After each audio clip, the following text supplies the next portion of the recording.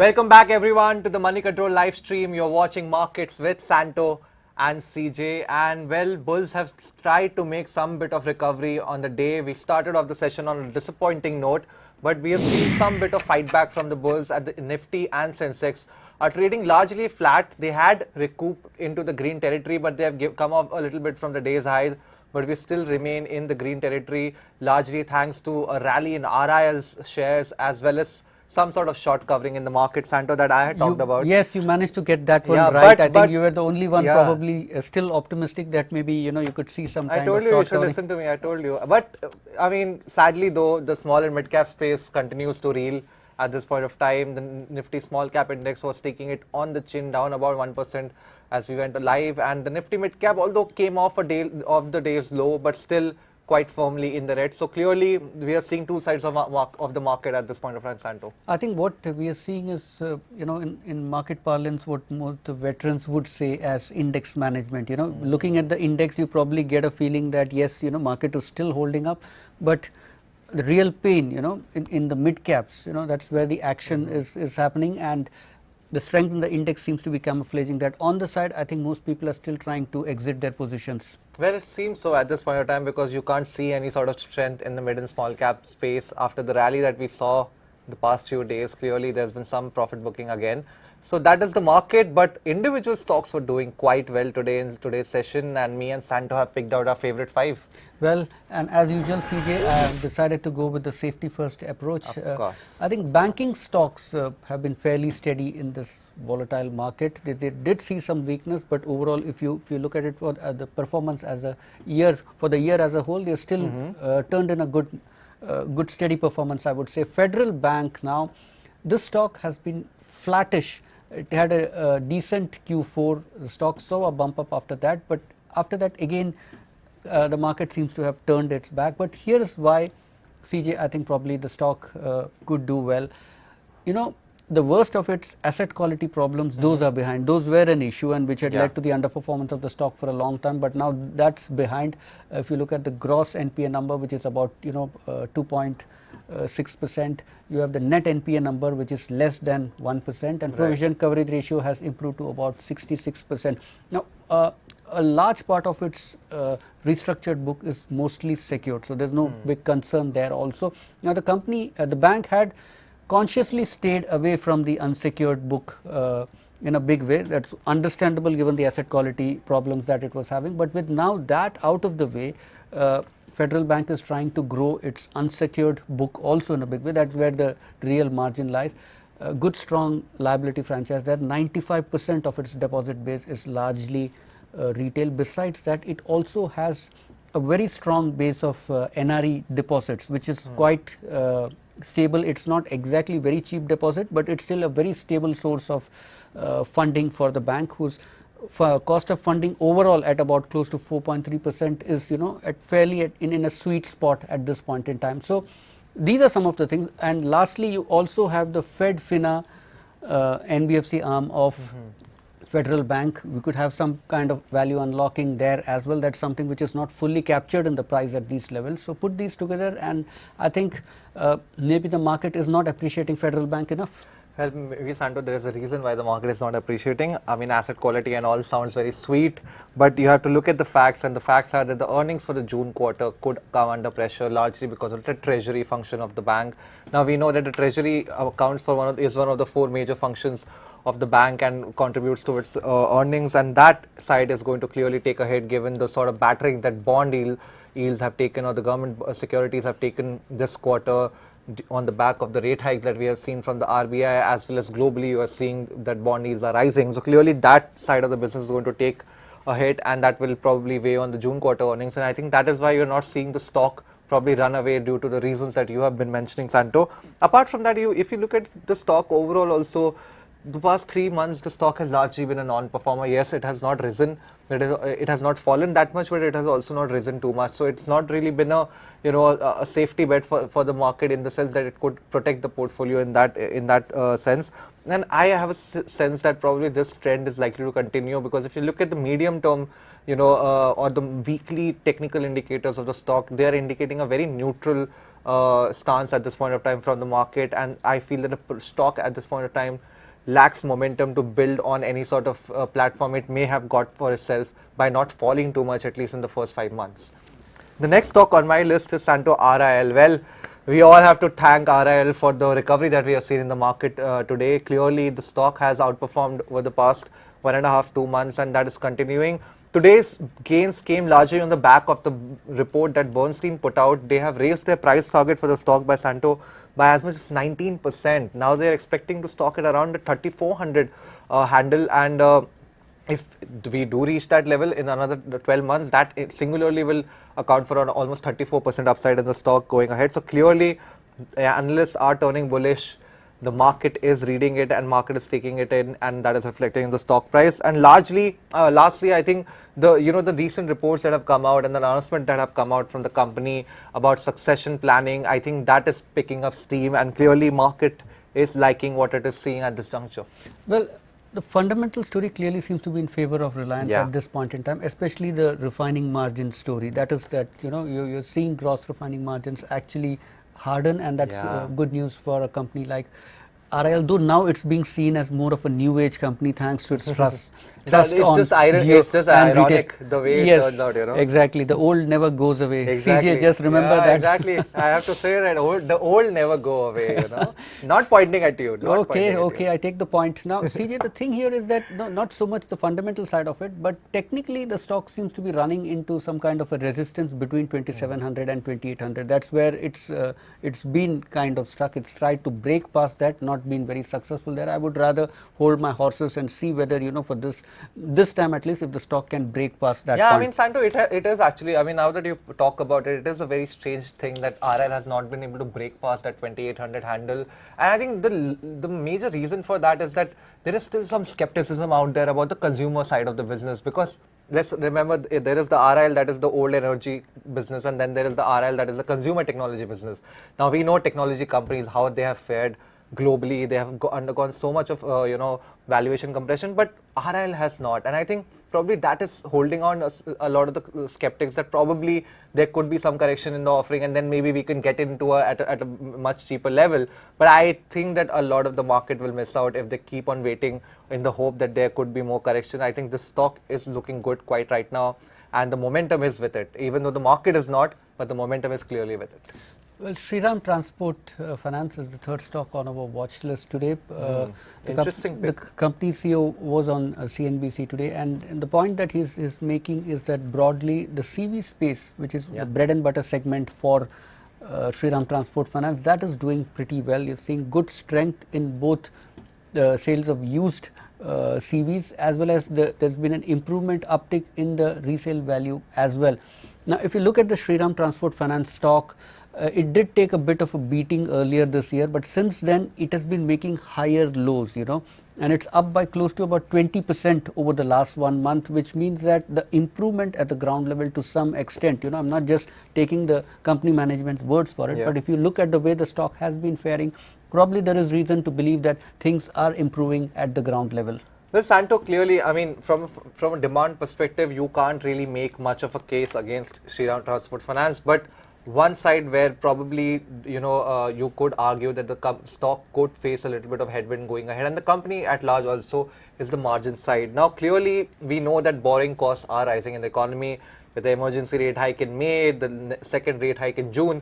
Clearly RBI now is in the rate hike mood, and that is also reflecting if you look at the corporate bond market, where rates have gone up by more than 100 basis points in the past couple of weeks. So clearly borrowing costs are going to be higher and higher for Shriram Transport Finance going ahead. And let's not forget that unlike a housing finance company, which tend to get more favorable rates from the market because of the certainty of the portfolio, because nobody ever defaults on a housing loan, vehicular finance companies like Shriram Transport tend to get loans at a more higher rates, because of the fact that there is still some skepticism around the portfolio of loans. So I feel that borrowing costs will rise, and that will clearly weigh on the margins of the company. CRISIL expects almost 85 to 105 basis points of increase in borrowing costs for NBFCs across the board. Not only vehicular finance companies, but across the board they're expecting an increase in borrowing cost. And given that rate hikes are going to happen even more, there is expectation of another 100 to 125 basis points of rate hike in the repo rate in the next 8 to 9 months. That it clearly shows that the borrowing cost will be an adverse thing for Shriram Transport Finance, and that is something that could keep a lid on the stock price going ahead. Well, you have one positive trigger as well, which is the clearance of the merger with Shriram City Union. Once that thing But happened, that has been already in the price, I believe. I mean, because that announcement has already happened quite. yes, some time and then ago. you have a much more well diversified book in that sense. It's not too heavily reliant on one segment as well. You'll be getting a portion of other segments such as mortgages and gold loans as well. Well, Santo, you're looking for safety. Let me tell you a stock that is rocketing right now, and that is Tejas Networks. The Tata Group stock was probably one of the best stocks in trade today, rose more than 6 to 8% at one point of time. After the news came out that it is now getting into the lucrative semiconductor business in alliance with a lot of other Tata Group companies, including Tata Motors.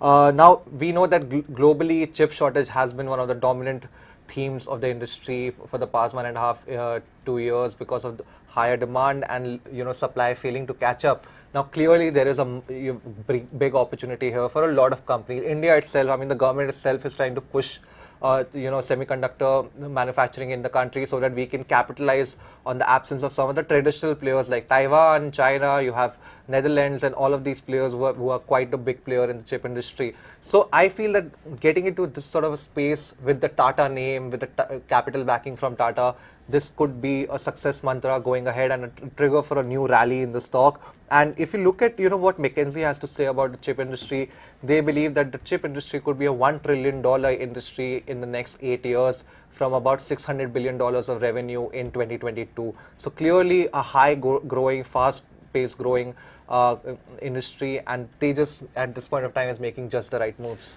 Well, probably, CJ, but again, I've been slightly concerned about the consistency in its earnings. It's been patchy for a very, very long time. There's very sharp swings, in the performance from 1 year to the second year. And at this point, I think I would still wait for some signs of consistency there. And the other thing, this story is pretty well known. There was a lot of excitement over the stock. And yet you have institutional investors, both foreign as well as domestic, cutting stake to the company. Probably because also they're booking profits because they were the one who had gotten in early, maybe compared to the retail investors out there. A lot of institutional investors were holding quite decent. But this is where the story is actually beginning to take off, because I mean, so that is their bad. That is their bad if they can't see that opportunity. And I would expect. I think probably if the market sentiment changes, I mean, you generally tend to probably trim out of more volatile companies where earnings are maybe more volatile, and you want to get into, just like you, into more stable regimes. Maybe that is why probably institutional investors are not sensing the opportunities, but clearly retail investors are, and I think they will continue to drive the stock higher and maybe dump it at higher prices to institutional investors. Oh, well, okay. The last stock on our watch list again happens to be a Tata stock as well. Tata Power this time. Well, CJ, there's a lot of excitement around this stock, just a couple of months back. I think even in April there was this whole news flow. Rightly so, but all that now seems to have tempered considerably. And you also now have Morgan Stanley, which has slashed the price target for the stock quite sharply from 200 plus to around 175 rupees. Now, Morgan Stanley is of the view that for a power company, it is much of its earnings are now starting to come from its commodity business, which is coal, and which is quite surprising. In fact, the company now seems to be doing better when coal prices are higher, which is not the way it should be. And also, there is the feeling in the market as well, which is reflecting in the stock price, that the optimism over the renewable story and the electric vehicle story, for which Tata Power is supposed to have been, one of the linchpins for that. That story again could have been a bit overdone, and now reality is beginning to set in. So probably you could see the stock cool down further. Already you have seen that, CJ, the stock has been unable to make a strong pullback, even when sentiment sometimes does turn after a few days. So I think this is a story probably which is over for the time being, and that stock could still have some more downside, although in the long term perhaps this is the place to be in. I absolutely take your point. At this point of time, I don't think, Santo, that fundamentals are driving the performance of the stock. It's just the sentiment is so adverse to volatile, high beta stocks in this market that you just don't know from day to day basis how the stock will perform. But from a longer term trajectory, clearly, even on a 1 year return basis, Tata Power has made spectacular money.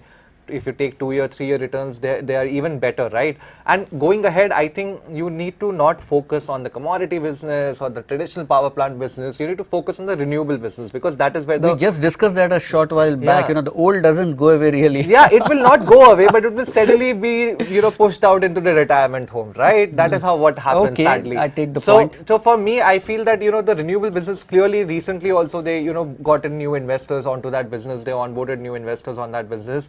And going ahead also, I mean, market is very eagerly waiting for the unlocking of value, further unlocking of value there. Possibly a demerger and a listing, we don't know yet. There have been talks about it with the management and between analysts, and there is a lot of hopes building up there. So I feel there are still enough triggers out there for the company to do, for the stock to do well and the company to do well. Coming to the traditional side also, Santo, let's not forget that, Tata, one of the biggest power plants that Tata Power has is in Mundra, right? And there have been some murmurs out there that possibly the government could look at a tariff revision to account for the higher cost of coal that a lot of these power plants are facing. So maybe even on the traditional side of the business, you could see some near-term triggers going ahead. And I would feel that the risk reward on the stock probably has now become quite attractive compared to maybe a year ago when probably a lot of it was froth. Yeah, you may not exactly get the the right price, but what seems to be the case right now is that most of the analyst targets, they are closer to 200 rupees at this point. Yeah, that's it. On our next segment, in case you missed it, well, there is this very crucial meeting ongoing at this point of time at the SEBI headquarters, and the outcome will be out very soon in front of the public. But with us today, we have Yash Jain from CNBC joining us live. Yash, my man, you're going to give us some brief on what the SEBI is deliberating upon? Well, that's correct, CJ. It's a crucial board meeting which market regulator SEBI is undertaking at this point of time. There are three important points if you speak about the agenda. The first one is with respect to allowing the foreign portfolio investors or FPIs into the exchange traded commodity derivatives market. Now, I honestly have lost the count in terms of the number of times SEBI has taken up this agenda for discussion. So far, of course, there has been no sort of resolution to it or no decision on it. But hopefully all we can, hope for and pray for is that there is a final call taken on this particular point today. What does it say? It essentially talks about allowing the foreign portfolio investors into commodity derivatives market. And as per our sources, if this approval comes through, first, it will be allowed in the non-agri commodities. These include gold, silver, copper, and other base metals where foreign portfolio investors will be allowed first. An assessment of the response will be done, and going forward, of course, a call will be taken whether to allow this category of investors into the agri commodity as well or not. As far as the stock which will be in focus on this particular point, that will be MCX. Of course, MCX is an exchange which trades into the non-agri commodities. What it will do if FPIs come into this particular segment, it will increase the depth of the commodity market, better price discovery, all sorts of those particular aspects coming into play. Of course, in terms of volume, also chunky volumes will come in when large investors in terms of foreign portfolio investors come in. The second point on the agenda as far as SEBI's board meeting is concerned, that is to decide the regulatory framework around algo trading for retail investors. If you remember, a consultation paper on how SEBI expects the framework to be was released in December 2021. Those points will be taken up for discussion in today's board meeting, and a structure will be discussed in terms of how market regulator wants to go ahead with it. The third one, which is more procedural, which is discussing LIC stake dilution through the IPO. Now, as per the regulations, any company which sees a post-IPO market cap of more than 1 lakh crore has to dilute a minimum of 5% through the IPO, though LIC only diluted about 3.5%. Yeah. So, of course, what the SEBI's board will discuss is in what circumstances was this allowed to SEBI in terms of diluting a lesser amount of stake as per the regulatory requirements. Well, Yash, I want to go back to that algo thing, because when the discussion paper came out about in December last year, there was a lot of brouhaha over it. I mean, there was a lot of backlash from retail investors, a lot of API developers out there, and even brokers. I mean, people like Zerodha were also saying that this is going to, increase their burden, regulatory burden, a lot of their costs. So, how will SEBI reconcile all of that feedback? So, of course, market regulator has been in talks with various stakeholders, be it the brokers, be it retail investor representatives. And if you remember when the consultation paper was out, SEBI made it very clear that this is essentially to bring retail investors when in parity with larger investors which are currently present as far as algo trading is concerned. There were guidelines which were set as far as that consultation paper is concerned. Any broker wanting to facilitate retail investors into algo trading will have to take prior permission from the exchanges. The exchanges will have to review the application, permissions will be given. There were various safeguards which were put in place. It remains to be seen what was accepted, what was not accepted, and what is the shape of final regulations as far as algo trading is concerned. Yes, there's also seem to be some concerns there. One is that the overall impact it could possibly have on the market, in case something goes wrong with these algos. And secondly, there's also the worry that retail investors may be probably missold products by many of these fintech firms, which specialize in providing these kind of algos. So how do you think those concerns are likely to be met? So, of course, on this particular point, in terms of concerns around a new segment of investors and especially retail investors coming into this side of trading, there were evident concerns amongst various stakeholders. I've been speaking to some of my sources as far as market regulator itself is concerned, and the regulator is of the view that the market in terms of the broking community should be trusted in terms of having their own responsibility where there are no instances of mis-selling and retail investors being properly informed in terms of what they're getting into. Also, what SEBI is saying is that initially, as this particular proposal, if given an approval, gets rolled out, SEBI will also have to remain in terms of an alert monitoring mode where they assess all the applications which get approved are monitored very closely, response is taken from all these broking communities, and accordingly things are taken forward. Well, great, Yash. Thank you so much for all that feedback and all that brief on the SEBI board meet. We know that the algo consultation paper most likely will be approved. So let's see how it comes out and what the reaction of the market will be and a lot of the market participants will be. But Santo, a lot of things to look out for. I mean, especially for high frequency traders out there and algo traders out there. Yes, the big issue I think where which is kind of a sticking point is, which Nitin Kamath had also mentioned, and you had also just referred to it in passing, is that, how do you validate each of these, how do you know whether this is coming directly from the retail investor or, retail investor in turn has taken it, bought it off the shelf. So those are, implementation issues which will still need a lot of deliberation, and it remains to be seen how. Well, a lot of work for the brokers out there. That said, let's move on to our last segment on the horizon. And well, it's a lot of central bank speak. You have the Fed chief, Jerome Powell, ECB chief Christine Lagarde probably attending a panel discussion today at the ECB forum of central banking. So that is something that the market will be watching out for. Apart from that, we have the outcome of the OPEC meeting coming out later today. The monthly meeting will be happening of the oil cartel, and it will be important to see how that goes, given that the backdrop of this meeting is that oil market is heading for its first monthly losses in a long time, after a very long time this year. So clearly it will be an interesting meeting there. And lastly, tomorrow morning we're going to have the manufacturing data from China coming out, and that is very likely to dictate how the trends will be in the Asian markets in the morning and for our markets as well. So those will be the three things, Santo, that I'll be looking out for. You just forgot to mention the fact that tomorrow will also be the expiry day, and absolutely, will it be more of short covering or will it be long unwinding? Well, looking at the market at this point of time, it looks like I think I'm still going to bet with a short covering towards 2 o'clock tomorrow. Well, with that, it's a wrap on this edition of Market with Santo and CJ. Once again, thanks for watching, and do let us know about your feedback in the comment section below. And as usual, guys, please follow us on the social media links at the bottom of your screen. And for rest of your financial news, stay tuned to moneycontrol.com and download the Moneycontrol app. We'll catch you again live tomorrow 9 a.m.